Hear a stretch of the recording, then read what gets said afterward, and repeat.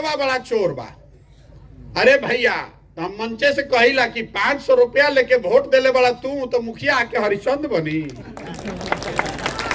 भैया 500 रुपया लेके वोट देता रहो, मुर्गा भात खाता रहो, पाउच पी के वोट दे आके कहता रहो कि मुखिया बदमाश बा, तो मुखिया जी घर के जमीन बेच के दियन पैसवा।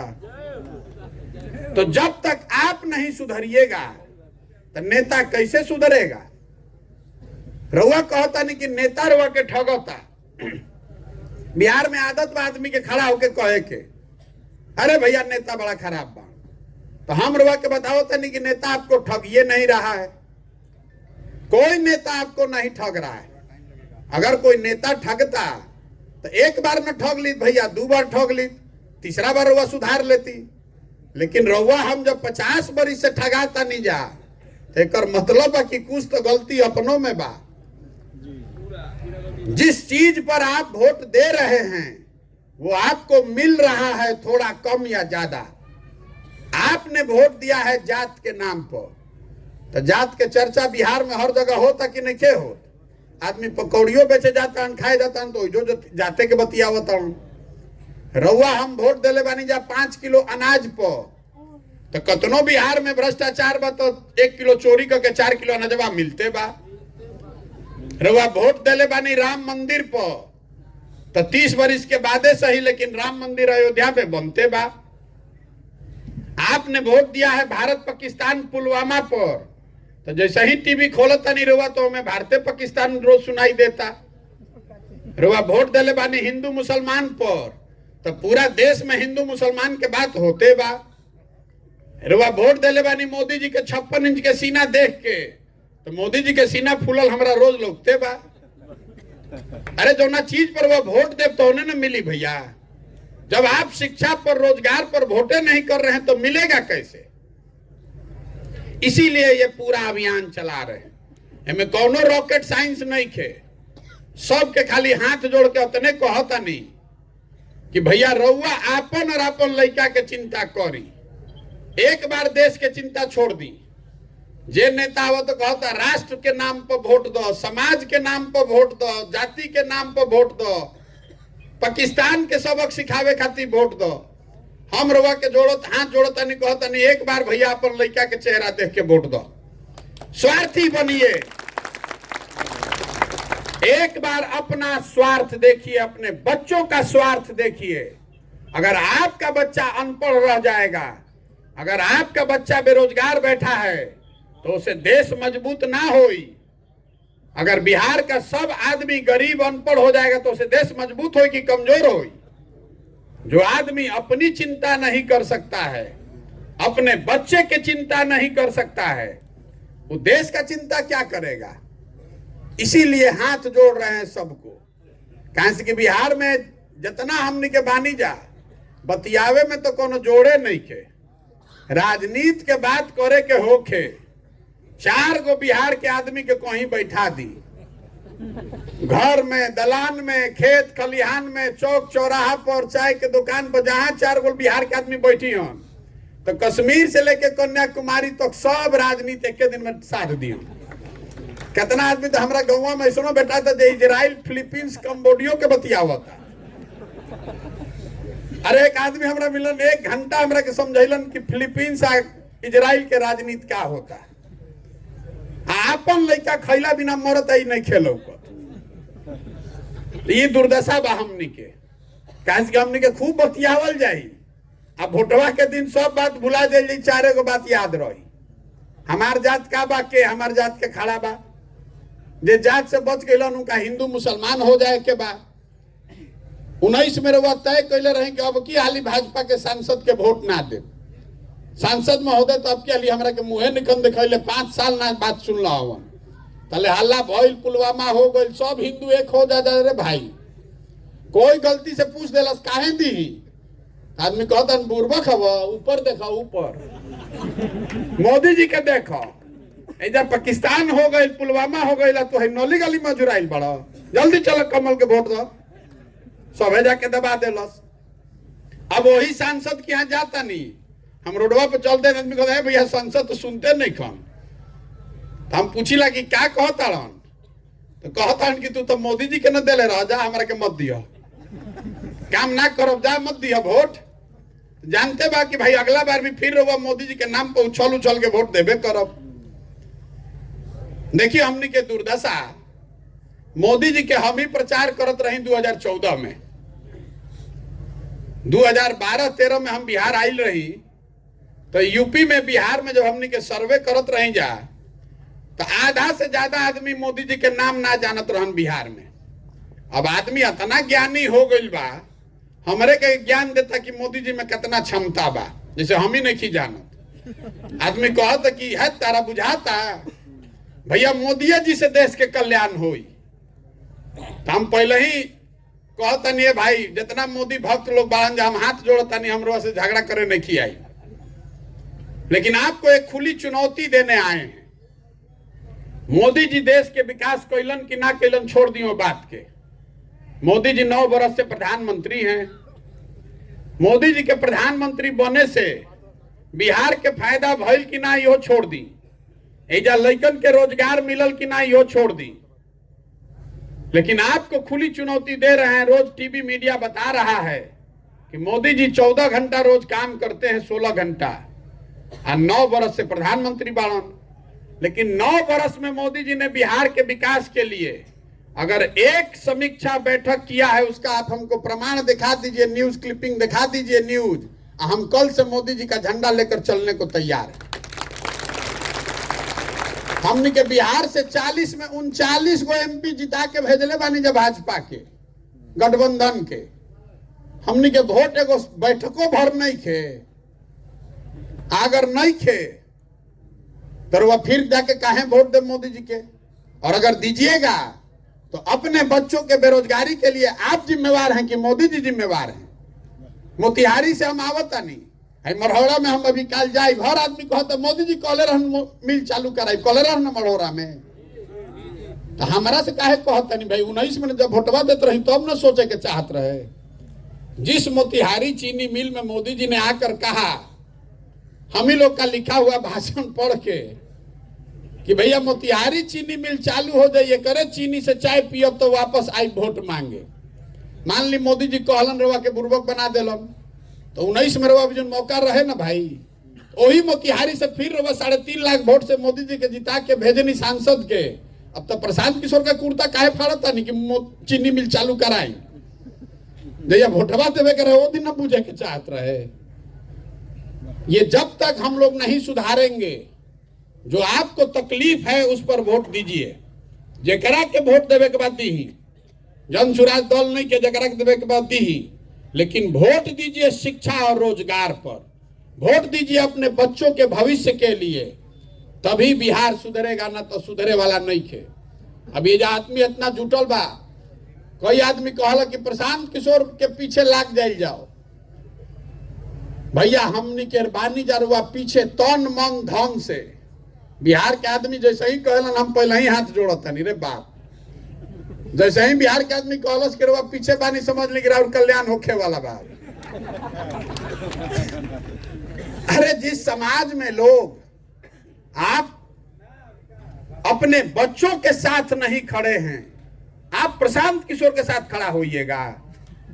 यहाँ जाति या धर्म का इतना नशा है, जाति और धर्म का इतना नशा है लोगों को कि आपका लड़का पढ़ लिख के बेरोजगार बैठा है, लेकिन रुआ जात लौकता, धर्म लौकता, अपन लड़का के बेरोजगारी नहीं खे लौकत। रुआ के हमरा के चढ़ावत नहीं कि रुआ खातिर भैया जान दे दे, तन मन धन दे दे। अरे रुआ कुछ ना दे, हम आपको हाथ जोड़ रहे हैं, आप अपने बच्चे के साथ खड़ा हो जाइए, उसी से बिहार का कल्याण हो जाएगा। प्रशांत किशोर के साथ मत खड़ा हो, अपना लड़कन खातिर खड़ा हो जाइए। एक बार संकल्प लीजिए, दलों के दलदल से बाहर निकलिए। आपने नेताओं को देखकर वोट दिया, विचारधारा को देखकर वोट दिया, वादों को सुनकर वोट दिया।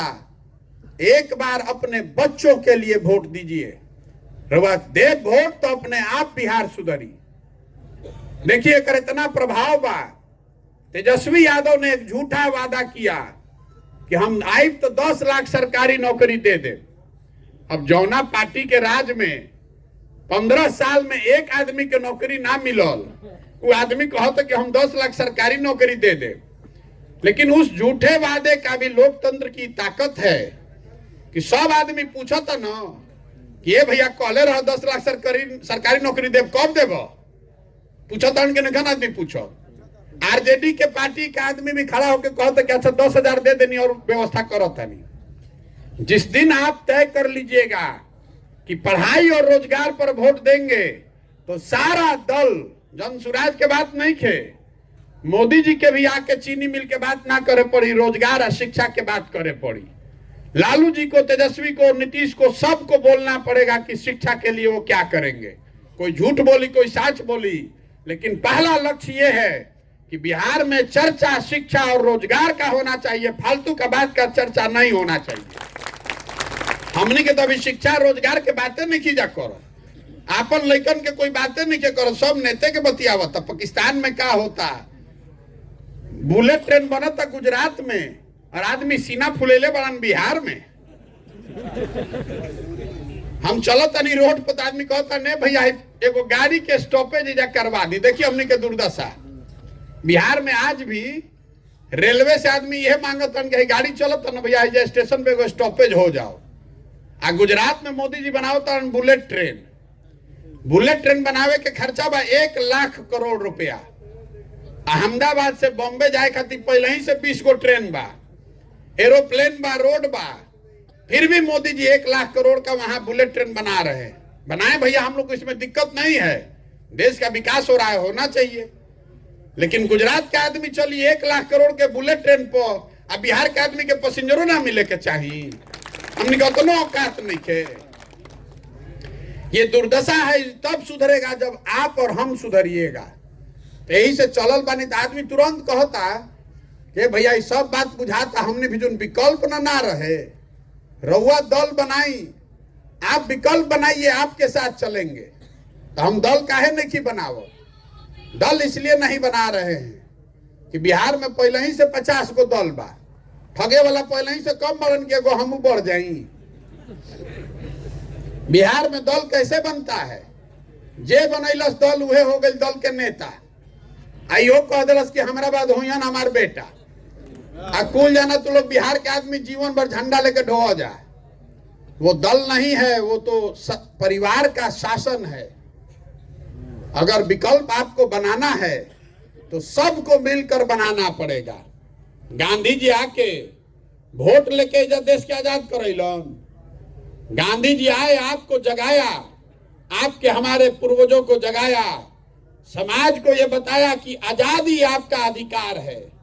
तो आपको भी समझना पड़ेगा कि नाली गली और 5 किलो आपके वोट का अधिकार नहीं है। वोट का कीमत 5 किलो अनाज नहीं है। वोट का कीमत है आपके बच्चों का भविष्य, अच्छा राज सुराज। तो जैसे गांधी जी सबके जगैलन, गांधी जी आगे आगे चलन, पीछे से पूरा समाज चलल, तब न देश आजाद भइल। तो अगर बिहार को गरीबी से, भ्रष्टाचार से, बेरोजगारी से आजादी दिलाना चाहते हैं, अपने नहीं तो अपने बच्चों के लिए करना चाहते हैं, तो आपको, हमको, सबको कंधा लगाना पड़ेगा। सबके खड़ा होके पड़ी। आदमी से पूछा था नहीं रहुआ काहे ना नहीं है विकल्प। आदमी कहता है भैया हमने भी व्यवस्था नहीं खे, जाति बल से कैसे निपटल जाई, धन बल बाहुबल से कैसे निपटल जाई, संसाधन नहीं खे। तो जन सुराज वो व्यवस्था है, हम आपको दे रहे हैं वो व्यवस्था, वो संसाधन, वो रणनीति। अब आप खड़ा तो होइए, अपने बच्चे के लिए खड़ा होइए और जन सुराज की व्यवस्था में जुड़कर नया विकल्प बनाइए। हम इसके नेता नहीं हैं, हम एक कुम्हार हैं। घड़ा कैसे बनेला?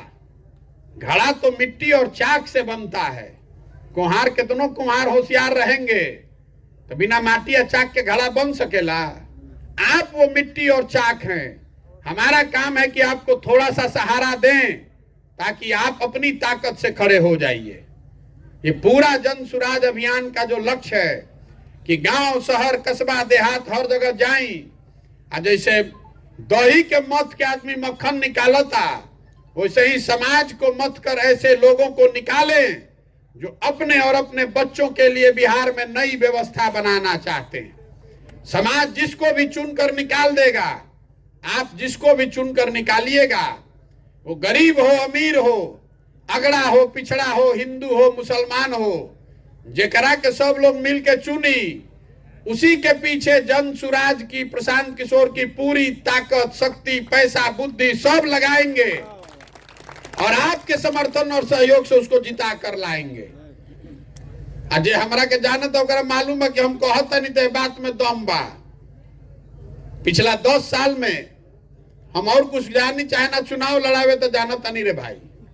सबके मालूम बा ये बात कि आदमी अगर कह रहा है तो चुनाव तो लड़ा ही सकता है। जिसको भी आप चुनिएगा, एक बार जिसका हाथ पकड़ेंगे तो उसको भी हारने नहीं देंगे। 10 बरस में जिस दल का, जिस नेता का हमने हाथ पकड़ा है वो चुनावे नहीं हारा है। तो इस बार संकल्प करके आए हैं, बिहार की जनता का आपका हाथ पकड़े हैं और भरोसा रखिए आपको भी हारने नहीं देंगे। चुनाव का चिंता मत कीजिए, संसाधन व्यवस्था रणनीति का चिंता मत कीजिए। वो चिंता अपने भाई, अपने बेटे प्रशांत किशोर पर छोड़िए, अपने बच्चों के लिए खड़ा होइए, बनाइए विकल्प। नहीं हारिएगा, हम उनमें से नहीं है जो लड़ने के लिए लड़ता है। भोजपुरी में रवा सुन ले बानी ना, बज के बुझना बूझ के बजना। तो हम बज के बुझने वालों में से नहीं हैं, हम बूझ के बजने वालों में से हैं।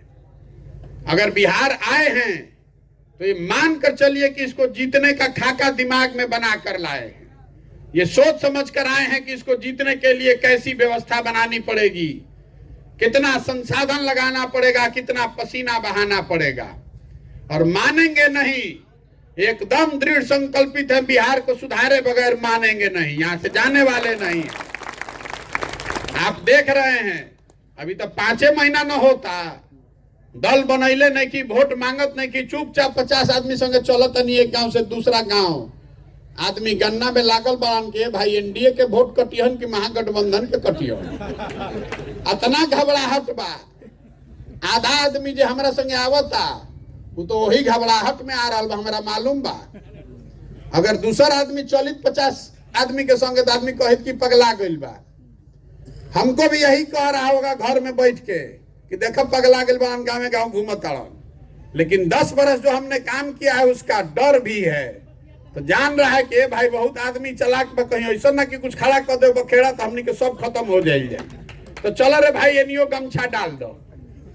तो दूसरा दल में आदमी बा, रात में आके कहता ना भैया पूरा तरीके से रोवे संगे बानी, जान रहल बा।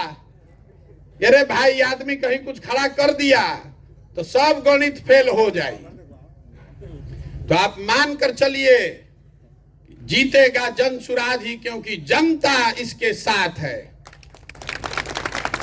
बहुत आदमी यो कहते कि भाई पदयात्रा होता तो बहुत चर्चा होता, एक बाद का होई।